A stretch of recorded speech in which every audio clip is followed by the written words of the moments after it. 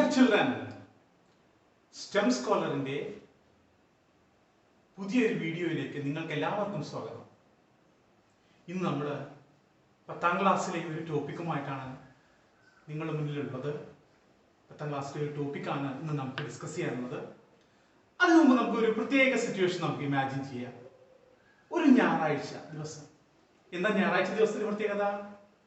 ഒഴിവ് ദിവസമാണല്ലേ, നമുക്ക് എല്ലാവർക്കും ഒഴിവ് ദിവസമാണല്ലേ. നമ്മൾ പുറത്തേക്കൊക്കെ പോകും, പലവിധ പരിപാടികളിലോട്ട് നമ്മൾ പോകും. അങ്ങനെയുള്ളൊരു ഞായറാഴ്ച നമുക്കൊരു ഫംഗ്ഷൻ ഉണ്ടെന്ന് വിചാരിക്കുക. എന്തെങ്കിലും ആയിക്കോട്ടെ, ആ ഫംഗ്ഷനിൽ പോകാൻ നമ്മൾ തയ്യാറെടുത്തുകൊണ്ടിരിക്കുകയാണ്. രാവിലെ നമ്മൾ എണീറ്റു, നല്ല തണുപ്പുള്ള ദിവസമായിരുന്നു.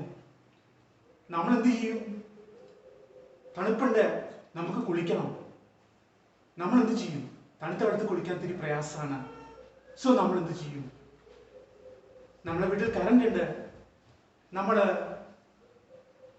ഒരു ഇലക്ട്രിക് ഹീറ്റർ ഉപയോഗിക്കും അല്ലേ.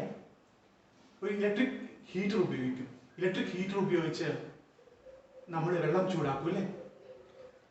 സോ ഇലക്ട്രിക് ഹീറ്റർ ഉപയോഗിച്ച് കഴിഞ്ഞാൽ നമ്മുടെ വെള്ളത്തിന്, തണുത്ത വെള്ളത്തിന്റെ തണുപ്പെല്ലാം പോയി അതിന് ചൂട് കൈവരും. ഈ ചൂട് നമ്മളെ നന്നായിട്ട് കുളിക്കാൻ, ആസ്വദിച്ച് കുളിക്കാൻ നമ്മളെ സഹായിക്കുന്നു. സോ നമ്മൾ ഒരു ഇലക്ട്രിക് ഹീറ്റർ ഉപയോഗിച്ചു, കുളിച്ചു കഴിഞ്ഞു, നമ്മൾ നേരെ നമ്മുടെ റൂമിലോട്ട് വന്നു. നമുക്ക് നല്ല ഡ്രസ്സ് ഉണ്ട് കൊടുക്കാൻ. ആ നല്ല ഡ്രസ്സ് കൊടുക്കണം നമുക്ക്. അപ്പൊ നമ്മുടെ ഷർട്ട് ചുളിഞ്ഞിരിക്കുകയാണ്. നമ്മൾ എന്ത് ചെയ്യും? നമ്മൾ സ്വാഭാവികമായും അയൺ ചെയ്യും അല്ലേ, ഇസ്തിരി ഇടും അല്ലേ. നമ്മുടെ വീട്ടിൽ കറണ്ട് ഉണ്ട്. സോ നമ്മൾ എന്ത് ചെയ്യും? ഒരു അയൺ ബോക്സ് ഉപയോഗിക്കും അല്ലേ. സോ അയൺ ബോക്സ് ഉപയോഗിച്ചപ്പോൾ നമ്മളുടെ ഡ്രസ്സിന്റെ ചുളിവെല്ലാം പോയി അത് സ്ട്രെയിറ്റൻ ചെയ്യപ്പെടും. സ്ട്രെയിറ്റൻ ആക്കും, ഷർട്ടിനെ സ്ട്രെയിറ്റൻ ആക്കും. അങ്ങനെ അയൺ ബോക്സ് നമ്മുടെ ഡ്രസ്സിനെ, നമ്മുടെ ഷർട്ടിനെ, നമ്മുടെ പാന്റിനെ സ്ട്രെയിറ്റൻ ചെയ്തു, നേരെയാക്കി. നമ്മൾ നേരെ വന്നു, ഡ്രസ്സ് അണിഞ്ഞു. നമ്മുടെ മുടി നനഞ്ഞിരിക്കുക. നമ്മൾ എന്ത് ചെയ്യും? നനഞ്ഞ മുടി നമുക്ക് ഒന്ന് ഡ്രൈ ആക്കണ്ടേ. അപ്പൊ നമ്മൾ നമ്മുടെ വീട്ടിലുള്ള ഹെയർ ഡ്രയർ ഉപയോഗിച്ച് നമ്മളുടെ തലമുടി നമ്മൾ ഒന്ന് ഡ്രൈ ആക്കി. അങ്ങനെ നമ്മൾ നമ്മുടെ ഫംഗ്ഷന് പോകാൻ റെഡി ആയിരിക്കുകയാണ്. സോ നോക്കൂ, നമ്മുടെ ഈ പർട്ടിക്കുലർ സിറ്റുവേഷനിൽ നമ്മൾ എന്തൊക്കെ ചെയ്തു നമ്മൾ ആലോചിക്കണം. നമ്മൾ ആദ്യം ഏതൊക്കെ ഉപകരണങ്ങളും നമ്മൾ ഉപയോഗിച്ചു? ഇലക്ട്രിസിറ്റിയുമായി ബന്ധപ്പെട്ട കുറച്ച് ഉപകരണങ്ങൾ നമ്മൾ ഈ കാര്യങ്ങൾക്ക് വേണ്ടിയൊക്കെ ഉപയോഗിച്ചില്ലേ? ഏതൊക്കെ ഉപകരണങ്ങളാണ് നമ്മൾ ഉപയോഗിച്ചത്? നമ്മൾ ആദ്യം നമ്മളുടെ തണുത്ത വെള്ളത്തിന്റെ തണുപ്പ് പോകാൻ വേണ്ടിയിട്ട് അത് ചൂടാക്കാൻ വേണ്ടിയിട്ട് നമ്മളൊരു ഇലക്ട്രിക് ഹീറ്റർ ഉപയോഗിച്ചു. ഒരു ഇലക്ട്രിക് ഹീറ്റർ ഉപയോഗിച്ചു. പിന്നെ നമ്മൾ എന്താ ഉപയോഗിച്ചത്? ഡ്രസ്സ് സ്ട്രെയിറ്റൻ ചെയ്യാൻ, നമ്മുടെ ഷർട്ട് സ്ട്രെയിറ്റൻ ചെയ്യാൻ നമ്മൾ എന്താ ഉപയോഗിച്ചത്? നമ്മളൊരു അയൺ ബോക്സ് ഉപയോഗിച്ചു. പിന്നെ നമ്മുടെ മുടി ഒന്ന് ഡ്രൈ ആക്കാൻ വേണ്ടിയിട്ട്, അതിലത്തെ ജലാംശം പോകാൻ വേണ്ടിയിട്ട് നമ്മൾ എന്തുപയോഗിച്ചു? ഒരു ഹെയർ ഡ്രയർ ഉപയോഗിച്ചു.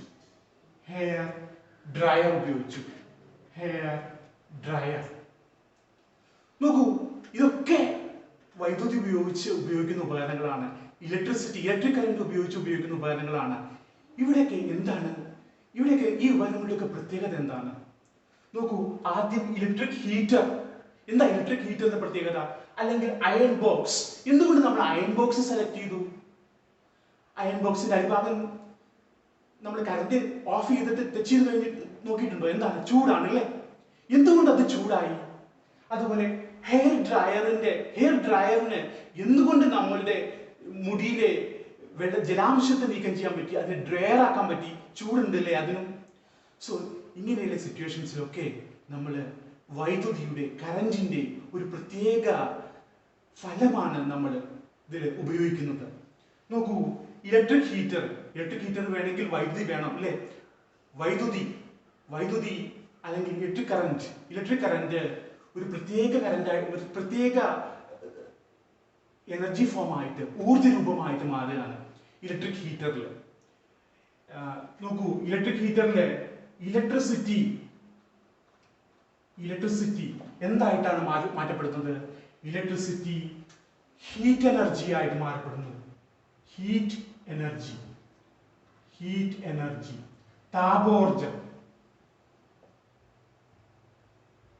താപോർജമായിട്ട് മാറ്റപ്പെടുന്നു. ഇത് വൈദ്യുതോർജം, ഇവിടെ വൈദ്യുതോർജം താപോർജമായിട്ട് മാറ്റപ്പെടുന്നു.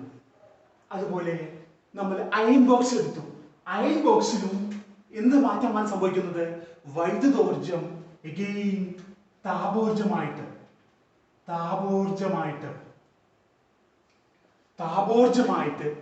മാറ്റപ്പെടുന്നു. അതുപോലെ നമ്മളുടെ ഹെയർ ഡ്രയറിലും വൈദ്യുതി, ഇലക്ട്രിക്കൽ എനർജി എന്തായിട്ട് മാറ്റപ്പെടുന്നു? താപോർജമായിട്ട് മാറ്റപ്പെടുന്നു. സോ ഈ പെർട്ടിക്കുലർ സിറ്റുവേഷൻസിലൊക്കെ വൈദ്യുതിയുടെ ഒരു പ്രത്യേക ഫലമാണ് നമ്മൾ ഉപയോഗിക്കപ്പെടുന്നത്. ഇന്ന് നമുക്ക് ഇതിനെപ്പറ്റി പഠിക്കാം. ഇന്ന് നമുക്ക് വൈദ്യുതിയുടെ ഫലങ്ങളെ പറ്റി, ഇലക്ട്രിക് കറന്റിന്റെ ഇഫക്ട്സിനെ പറ്റി പഠിക്കാം. What are the effects of electric current?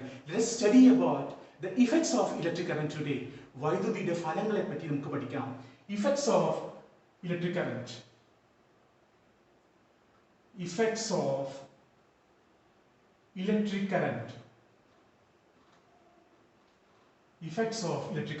അല്ലെങ്കിൽ വൈദ്യുത പ്രവാഹത്തിന്റെ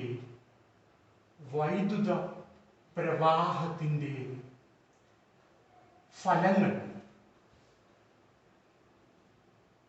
വൈദ്യുത പ്രവാഹത്തിന്റെ ഫലങ്ങളെ പറ്റി പഠിക്കാം.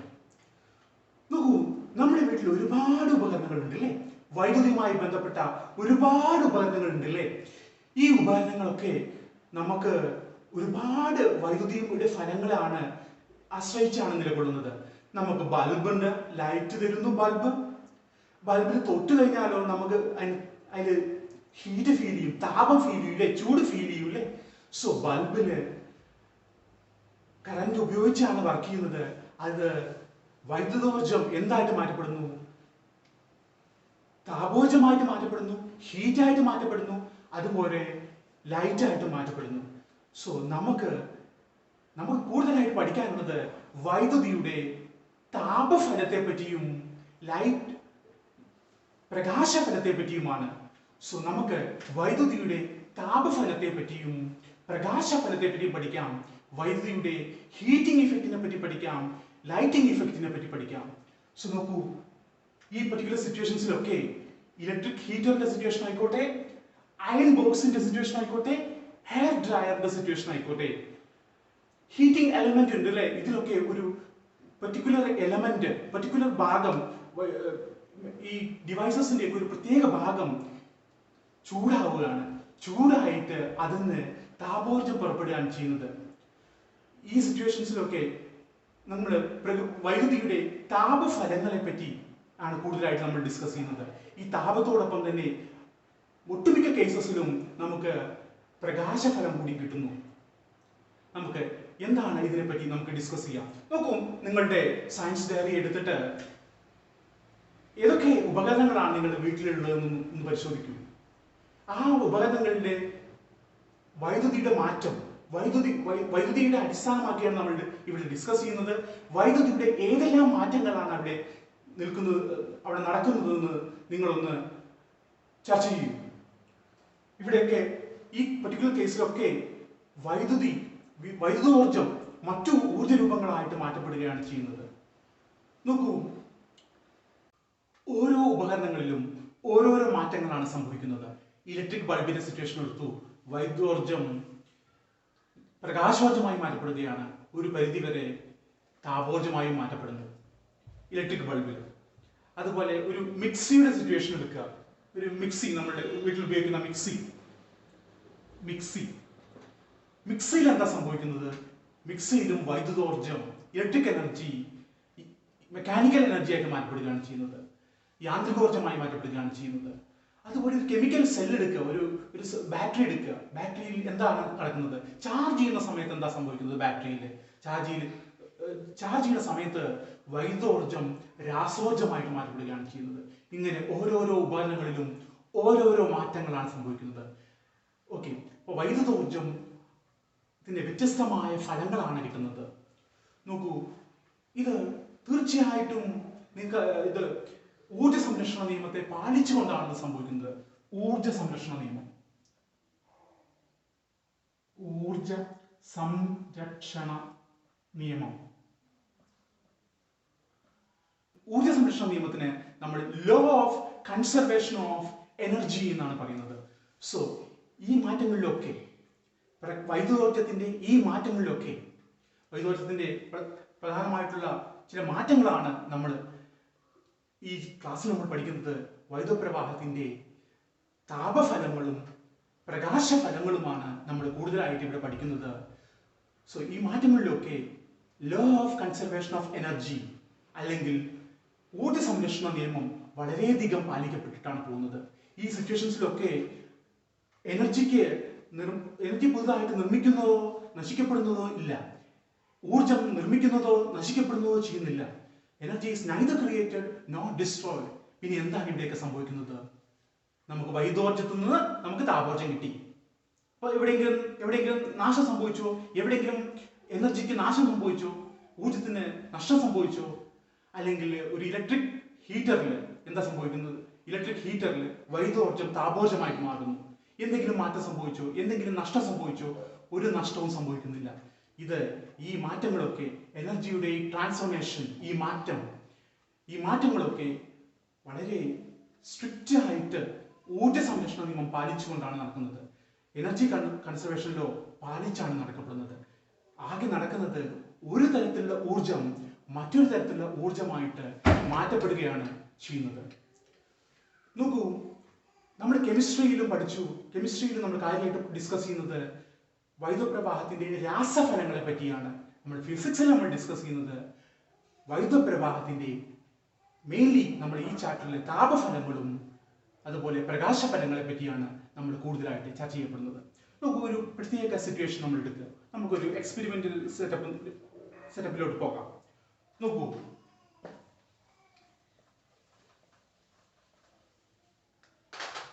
നമ്മൾ ഒരു പ്രത്യേക ഫിലമെന്റ് എടുത്തു, ഒരു കോയിൽ എടുത്തു. ആ കോയില് നിക്രോം കൊണ്ടുണ്ടാക്കിയതാണ്. നിക്രോം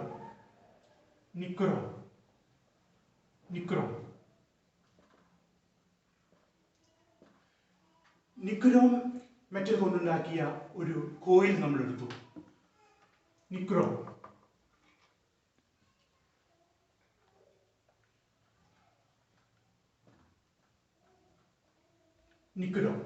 ഈ നിക്രോം കോയിൽ ബാറ്ററിയുമായിട്ട് നമ്മൾ ഘടിപ്പിക്കുന്നു.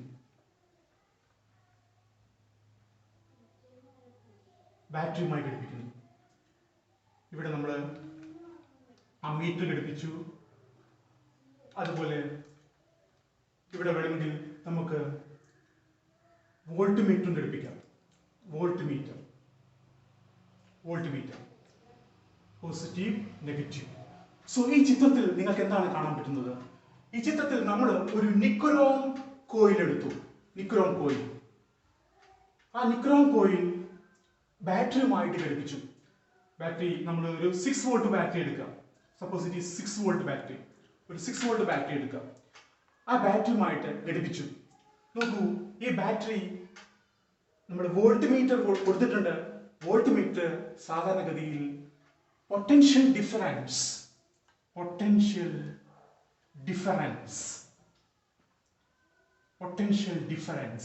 മെഷർ ചെയ്യാൻ വേണ്ടിയിട്ടാണ് ഉപയോഗിക്കുന്നത്. പൊട്ടൻഷ്യൽ വ്യത്യാസം. അതുപോലെ ഇവിടെ അമ്മീറ്റർ ഘടിപ്പിച്ചിട്ടുണ്ട്. അമ്മീറ്റർ വൈദ്യുതിയുടെ അളവിന്, കറന്റിന്റെ അളവ് മനസ്സിലാക്കാൻ വേണ്ടിയിട്ടാണ് അമ്മീറ്റർ ഘടിപ്പിച്ചിട്ടുള്ളത്. ഇതാണ് നമ്മളുടെ എക്സ്പെരിമെന്റൽ സെറ്റപ്പ്. സോ വൈദ്യുതി കടന്നുപോയാൽ ഇതിന് എന്ത് സംഭവിക്കും? ഈ നിക്രോം കോയിലിന് എന്താണ് സംഭവിക്കുന്നത്? നിക്രോം കോയിൽ നമുക്കറിയാം, നിക്രോം കോയിൽ ചുട്ടുപഴുക്കുന്നതായി കാണാം. നിക്രോം കോയിൽ ചുട്ടുപഴുക്കുന്നത് പോരാഞ്ഞ് അതിന് പ്രകാശവും വരുന്നതായി കാണാം. റെഡ് ഹോട്ടായിട്ട് ചുവക്കുന്നതായി കാണാം, റെഡ് ഹോട്ട് ആവുന്നതായി കാണാം. എന്തുകൊണ്ടാണ് നിക്രോം കോയിൽ ചുവന്ന് തൊടുക്കുന്നത്, അല്ലെങ്കിൽ എന്തുകൊണ്ടാണ് നിക്രോം കോയിലിന് ഇത്രയധികം ഹീറ്റ് കിട്ടുന്നത്? നോക്കൂ, നിക്രോം കോയിൽ സാധാരണ മെറ്റലിനെ പോലെയല്ല. ഇവിടെയൊക്കെ കോപ്പർ വയർ ഉണ്ട്. ഈ കോപ്പർ വയറുമായിട്ടാണ് ഈ നിക്രോം കോയിൽ ഘടിപ്പിച്ചിട്ടുള്ളത്. പക്ഷേ കോപ്പർ വയറൊന്നും വല്ലാതെ ചൂടാവാതെ നിക്രോം കോയിൽ മാത്രം ചൂടാവുന്നു. എന്തുകൊണ്ടാണ് നിക്രോം കോയിൽ മാത്രമായിട്ട് ചൂടാവുന്നത്, എപ്പോഴെങ്കിലും റെഡ് ഹോട്ട് ആവുന്നത്, അല്ലെങ്കിൽ അതിന് ഹീറ്റ് പുറത്തേക്ക് വരുന്നത് എപ്പോഴെങ്കിലും നിങ്ങൾ ശ്രദ്ധിച്ചിട്ടുണ്ടോ? നോക്കൂ, ഈ സിറ്റുവേഷൻസിലൊക്കെ ഇവിടെ നമ്മൾ വോൾട്ട് മീറ്റർ ഘടിപ്പിച്ചു, ഇവിടെ അമ്മീറ്റർ ഘടിപ്പിച്ചു, ഇവിടെ നമ്മൾ ബാറ്ററിയും ഉണ്ട്. നിക്രോം ലോഹം നമ്മൾ എടുത്തു. ഇവിടെ നിക്രോം ലോഹത്തിന് ഒരു പ്രത്യേക പ്രതിരോധകമുണ്ട്. പ്രതിരോധകം അല്ലെങ്കിൽ റെസിസ്റ്റൻസ്. ഇവിടെ നിക്രോം ലോഹത്തിന്റെ പ്രതിരോധകം നമ്മൾ ആറാക്കിയിട്ടെടുത്തു. ആറ് മെഷർ ചെയ്യുന്നത് ഓംസിലാണ്. ഓംസിലാണ് മെഷർ ചെയ്യുക. 6 ഓംസ്. അതുപോലെ പൊട്ടൻഷ്യൽ ഡിഫറൻസ് വോൾട്ടിൽ. Potential difference V in volts. അതുപോലെ കറന്റ് അമ്മീറ്ററിൽ വൈദ്യുതിയുടെ അളവ് കാണിക്കും, ഇലക്ട്രിസിറ്റിയുടെ അളവ് കാണിക്കും. അത് അമ്മീറ്ററിൽ അത് I ആണ്, കറന്റ് ആണ് കാണിക്കുക. അത് ആംബിയറിലാണ്. ആംബിയർ. സോ 6 റെസിസ്റ്റൻസ് അല്ലെങ്കിൽ പ്രതിരോധകം ഓമിലാണ് കാണിക്കുക, V വോൾട്ടിലാണ്, I ആംബിയറിലാണ്. നിക്രോമിന് ഒരു പ്രത്യേക റെസിസ്റ്റൻസ് ഉണ്ട്. വൈദ്യുതിയുടെ അളവിനെ പ്രതിരോധിക്കാനുള്ള കഴിവുണ്ട്. വൈദ്യുതി അതിലൂടെ കടന്നു പോകുമ്പോൾ അതിനെ ബ്ലോക്ക് ചെയ്യാനുള്ള കഴിവുണ്ട്. തടസ്സപ്പെടുത്താനുള്ള കഴിവിനെയാണ് നമ്മൾ പ്രതിരോധകം എന്ന് വിളിക്കുന്നത്. സോ ഈ പർട്ടിക്കുലർ കേസിൽ ഒക്കെ ഇങ്ങനെയാണ് നമ്മൾ എടുത്തു. നോക്കൂ, അപ്പോൾ എത്രമാത്രം കറന്റ് ഇതിലൂടെ പാസ് ചെയ്യുന്നുണ്ടാവും? വോൾട്ട് മീറ്ററിലൂടെയുള്ള കറന്റ് എത്രയാണ്? അമ്മീറ്ററിലൂടെയുള്ള കറന്റ് എത്രയാണ്? I equal to Q/T ആണ്. I equal to Q/T. Q എന്ന് പറഞ്ഞാൽ ചാർജ് ആണ്. എത്രത്തോളം ചാർജ് ഈ റെസിസ്റ്റൻസിലൂടെ കടന്നു പോകുന്നുണ്ട്, പ്രതിരോധകത്തിലൂടെ കടന്നു പോകുന്നുണ്ട്. അമ്മീറ്ററിലെ കറന്റ് I എന്ന് പറഞ്ഞാൽ ചാർജ് ബൈ ടൈം ആണ്. എത്രത്തോളം നമ്മൾ ഈ ബാറ്ററി വർക്ക് ചെയ്യിച്ചു, എത്രത്തോളം സമയം നമ്മൾ കറന്റ് അതിലൂടെ പാസ് ചെയ്യിച്ചു. So I equal to Q/T. അല്ലെങ്കിൽ ഇതാണ് ചാർജ് ബൈ ടൈം. ടൈം നമ്മൾ സെക്കൻഡിലാണ് പറയുക, ടൈം ഇൻ സെക്കൻഡ്. നമ്മുടെ ഇക്വേഷൻ ഇങ്ങനെ കിട്ടി, I equal to Q/T. അല്ലെങ്കിൽ Q എന്ന് പറഞ്ഞാൽ നമുക്കറിയാം I into T. ഇങ്ങനെ ക്രോസ് മൾട്ടിപ്ലൈ ചെയ്തപ്പോൾ നമുക്ക് I into T എന്ന് കിട്ടി. സോ ചാർജിന്റെ ഇക്വേഷൻ നമുക്ക് കിട്ടി I into T. ഇനി ഇവിടെ എടുക്കുന്ന ഒരു പ്രത്യേക സിറ്റുവേഷൻ, ഈ രണ്ട് നിക്രോം എഡ്ജസിന്റെ ഇടയിൽ, ഇവിടെയാണ് നിക്രോം എഡ്ജസ് തുടങ്ങുക, ഇവിടെയാണ് നിക്രോം എഡ്ജസ് അവസാനിക്കുന്നത്. ഇതിന്റെ രണ്ടിന്റെ ഇടയ്ക്ക് ഒരു പൊട്ടൻഷ്യൽ വ്യത്യാസം ഡെവലപ്പ് ആയിട്ടുണ്ട്, ഒരു പൊട്ടൻഷ്യൽ ഡിഫറൻസ് ഡെവലപ്പ് ആയിട്ടുണ്ട്. എത്രത്തോളം പൊട്ടൻഷ്യൽ ഡിഫറൻസ് നമ്മൾ V വോൾട്ട് പറഞ്ഞു. സോ പൊട്ടൻഷ്യൽ ഡിഫറൻസ് 1 വോൾട്ട് എന്ന് നമ്മൾ എപ്പോഴാണ് പറയുക? 1 കൂലം ചാർജ് അല്ലെങ്കിൽ 1 കൂലം ചാർജ് ഇതിലൂടെ പാസ് ചെയ്യുമ്പോൾ ഒരു 1 ആംപിയർ കറന്റ് ഉണ്ടാവുമെങ്കിൽ അതിനിടയിലുള്ള പൊട്ടൻഷ്യൽ ഡിഫറൻസ് 1 വോൾട്ട് ആണെന്ന് നമുക്ക് പറയാം. സോ 1 വോൾട്ട് പൊട്ടൻഷ്യൽ ഡിഫറൻസിന്റെ ഇടയ്ക്ക് ഒരു 1 കൂലം ചാർജ് പാസ് ചെയ്യിച്ചു. അപ്പോൾ ഉണ്ടായ വർക്ക് 1 ജൂൾ ആണ്. വർക്ക്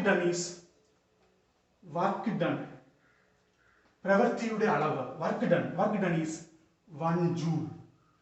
സോ 1 ജൂൾ വേണം. 1 ജൂൾ വർക്കാണ് എടുത്തത്.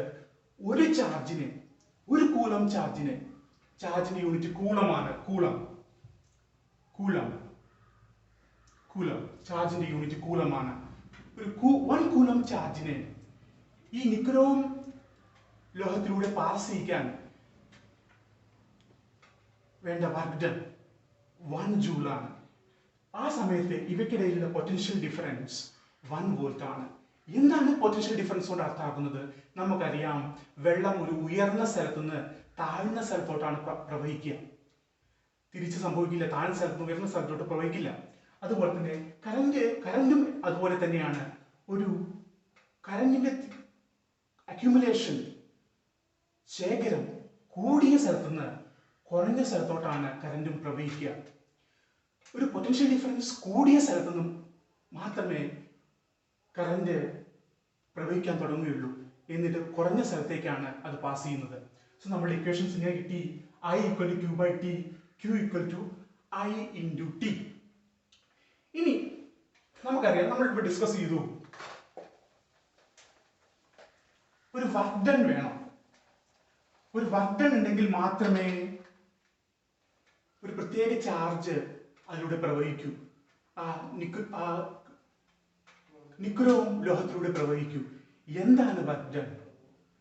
ആ വർക്ക് ഡൺ നമുക്കറിയാം, V വോൾട്ട് ആണ് പൊട്ടൻഷ്യൽ ഡിഫറൻസ്. V വോൾട്ട് ആണ് പൊട്ടൻഷ്യൽ ഡിഫറൻസ് ഇവിടെ ഉള്ളത്. V വോൾട്ട് പൊട്ടൻഷ്യൽ ഡിഫറൻസ് സംജാതമാകുന്നു എപ്പോൾ ഒരു Q ചാർജ് ഒരു 1 കൂലം ഓഫ് ചാർജ് അതിലൂടെ പ്രവഹിക്കുമ്പോൾ. സോ വർക്ക് ഡൺ എന്ന് പറഞ്ഞാൽ ഇവിടെ 1 കൂലം ഓഫ് ചാർജിനെ മാറ്റാൻ വേണ്ട, 1 കൂലം ഓഫ് ചാർജിനെ ട്രാൻസ്ഫർ ചെയ്യാൻ വേണ്ട work equal to volt is 1 volt. We can take as work done is 1 volt. 1 കൂലം of ചാർജിനെയാണ് നമ്മൾ മാറ്റം ചെയ്യപ്പെടുന്നത്. 1 കൂലം ഓഫ് ചാർജിനെ വേണ്ട വർക്ക് V വോൾട്ട്. അപ്പോൾ Q എമൗണ്ട് ഓഫ് ചാർജസിനെ മാറ്റാൻ വേണ്ടതോ W = QV. Q ചാർജസിനെ ഇവിടെ നിന്ന് ഇവിടോട്ട് കൊണ്ടുപോകാൻ വേണ്ട വർക്ക് ഡൺ എന്ന് പറഞ്ഞാൽ Q × V, charge into potential difference. W = Q × V. ഇതാണ് വർക്ക് ഡൺ. സോ നോക്കൂ, V പൊട്ടൻഷ്യൽ ഡിഫറൻസിന്റെ അണ്ടറിൽ Q ചാർജിനെ മൂവ് ചെയ്യാൻ വേണ്ട വർക്ക് ഡൺ ആണ് W. ഇവിടെ വർക്ക് ഡൺ ചെയ്യുന്നത് ബാറ്ററിയാണ്. The power is by the battery. So power എന്താണ് ഇവിടെ? Power P = W/T. W is the work done, T is the time. So നോക്കൂ, നമുക്കറിയാം, that is P = W എന്ന് പറഞ്ഞാൽ QV ആണ്. നമുക്കറിയാം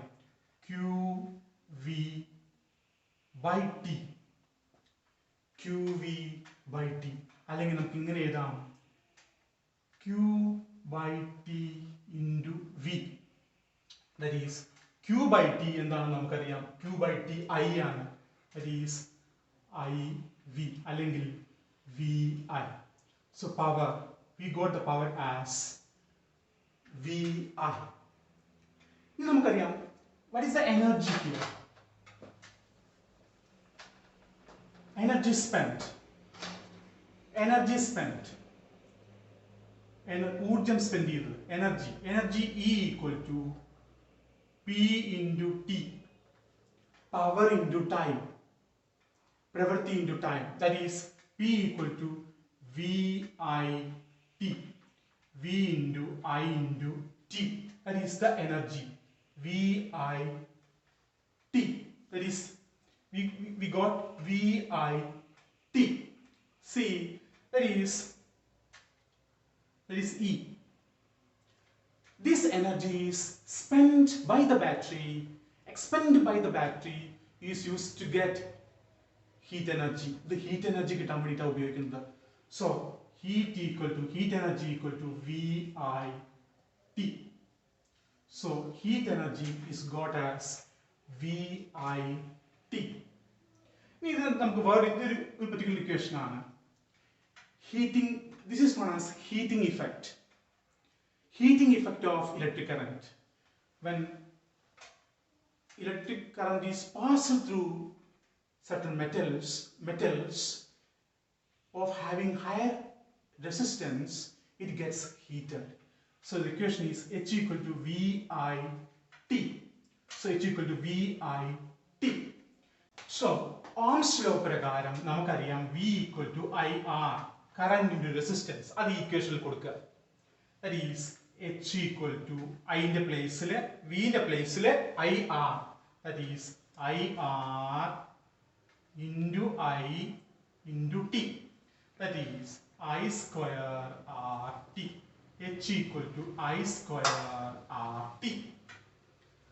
ഇവിടെ നമ്മൾ എനർജി എന്നാണ് തുടങ്ങിയത്. We got E equal to P into T, power into time. That is E equal to VI into T. ഇവിടെ എനർജി എന്നാണ് തുടങ്ങിയത്. ഈ എനർജി ഇലക്ട്രിക് എനർജിയാണ്. ഈ ഇലക്ട്രിക് എനർജി ഹീറ്റ് എനർജി ആയിട്ട് മാറുന്നു. സോ ഹീറ്റ് ജനറേറ്റഡ് എന്നുള്ള ഇക്വേഷൻ, ഉണ്ടായ താപോർജ്ജത്തിന് വേണ്ടിയുള്ള ഇക്വേഷൻ, താപം heat generated equal to V into I into T ആണ്. നമ്മൾ ഇക്വേഷൻ ഇങ്ങനെ കിട്ടി, H equal to I square R T. നോക്കൂ, ഇനി നമുക്ക് ഇത് വൈദ്യുതോർജ്ജത്തിന്റെ ഒരു താപഫലമാണ്. I equal to H equal to I square RT എന്ന് കിട്ടി നമുക്ക്. ഇതിനെ നമ്മൾ ജൂൾസ് ലോ എന്നാണ് വിളിക്കുക. ജൂൾസ് ലോ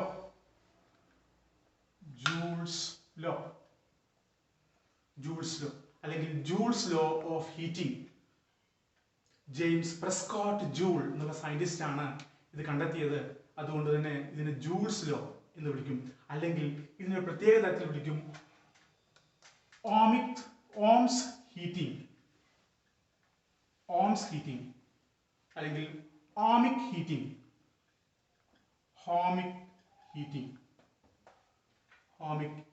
എന്ന് വിളിക്കും. ഇവിടെ ഹീറ്റ് ജനറേറ്റഡ് എന്ന equation, heat generated equal to I square R T. ഇനി നമ്മൾ നേരത്തെ പറഞ്ഞ ആ സിറ്റുവേഷനിലോട്ട് പോകാം. എന്താണ് നേരത്തെ പറഞ്ഞ കാര്യം? ഇവിടെ നമ്മൾ നിക്കോരോം ലോഹം ഉപയോഗിച്ചു. നിക്കോരോം ലോഹം ഹീറ്റ് ആയപ്പെടുകയാണ്, ചുട്ടുപഴുക്കുകയാണ്. ബാറ്ററി കണക്ട് ചെയ്തിട്ട് ഒരു പ്രത്യേക സമയം അത് അങ്ങനെ വെച്ച് കഴിഞ്ഞാൽ ആ നിക്കോരോം ഹീറ്റ് ആവപ്പെടുകയാണ്, ചൂടാവപ്പെടുകയാണ്, റെഡ് ഹോട്ട് ആവപ്പെടുകയാണ് ചെയ്യുന്നത്. എന്തുകൊണ്ട് നിക്കോരോം മാത്രം ഹീറ്റ് ആവപ്പെടുന്നു? ഇവിടെ കോപ്പർ ഉണ്ട്, അതർ മെറ്റൽസ് ഉണ്ട്, മറ്റു മെറ്റൽസ് ഒന്നും ഹീറ്റ് ആവുന്നില്ല. എന്തുകൊണ്ട്? നോക്കൂ, അതിനുള്ള ഉത്തരമാണ് ഇവിടെ ഉള്ളത്. ഹീറ്റ് ജനറേറ്റഡ് എന്തിൽ ഡിപ്പെൻഡ് ചെയ്യുന്നു? Heat generated is depending on certain things. Heat generated directly proportional to I square R T ആണ്. I square heat generated depending on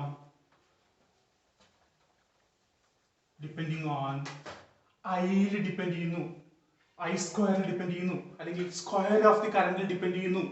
അതുപോലെ റെസിസ്റ്റൻസിൽ ഡിപ്പെൻഡ് ചെയ്യുന്നു. എത്ര സമയമാണ് വൈദ്യുതി പ്രവഹിച്ചത്, കറന്റ് പ്രവഹിച്ചത് എന്നതിൽ ഡിപ്പെൻഡ് ചെയ്യുന്നു. സോ ഈ സിറ്റുവേഷൻസ് ഒക്കെ നമുക്കറിയാം, കറന്റിന്റെ അളവ് അത് ബാറ്ററിയിൽ നിന്ന് ആവുന്നതുകൊണ്ട് it will be constant. And time അറിയാം, ഒരു പ്രത്യേക സമയമായിരിക്കും അത്. ഇവിടെ ആർ നോക്കൂ, ആർ കൂടുന്നതിനനുസരിച്ച് ആറ് കൂട്ടിയിട്ട് റെസിസ്റ്റൻസ് കൂട്ടിയിട്ട് പ്രതിരോധം കൂടിയാൽ എന്ത് സംഭവിക്കുക? ഹീറ്റിംഗ് ഇഫക്റ്റ് കൂടും.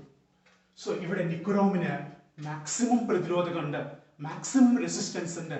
മാക്സിമം റെസിസ്റ്റൻസ് ഈ റെസിസ്റ്റൻസ് നിക്കോറോമിന് ഉണ്ടാകുന്നതുകൊണ്ടാണ് നിക്കോറോം ലോഹം മാത്രം ചൂടാവുന്നത്, അത് മാത്രം റെഡ് ഹോട്ട് ആവുന്നത്. സോ നമ്മളുടെ ഇക്വേഷൻസ് ഇതാണ്. H ഈക്വൽ ടു VIT, അതുപോലെ H equal to I square R T. ഇതൊക്കെ ജൂൾസ് ലോ എന്നാണ് അറിയപ്പെടുന്നത്. ജൂൾ എന്നുള്ള സയന്റിസ്റ്റ് ആണ് ഇത് കണ്ടെത്തിയത്, അതുകൊണ്ട് ജൂൾസ് ലോ എന്ന് ഇതിനറിയപ്പെടുന്നു. ഇത് വൈദ്യുതിയുടെ ഒരു താപഫലമാണ്. ഈ താപഫലം അതിന്റെ square of the current depend ചെയ്യുന്നു. വൈദ്യുതി എത്ര പ്രവഹിച്ചു അതിന്റെ സ്ക്വയറിൽ ഡിപ്പെൻഡ് ചെയ്യുന്നു. അതുപോലെ റെസിസ്റ്റൻസിൽ ഡിപ്പെൻഡ് ചെയ്യുന്നു. അതുപോലെ ടൈമിൽ ഡിപ്പെൻഡ് ചെയ്യുന്നു. ഇത്രയും കാര്യങ്ങളാണ് നമ്മൾ വൈദ്യുതിയുടെ താപഫലത്തെ പറ്റിയുള്ള കാര്യത്തിൽ ഇൻട്രൊഡക്ഷനായിട്ട് നമുക്ക് പറയാനുള്ളത്, ഇവിടെ റെസിസ്റ്റൻസിന്, പ്രതിരോധകത്തിന് ഒരു പ്രധാന പങ്കുണ്ട്.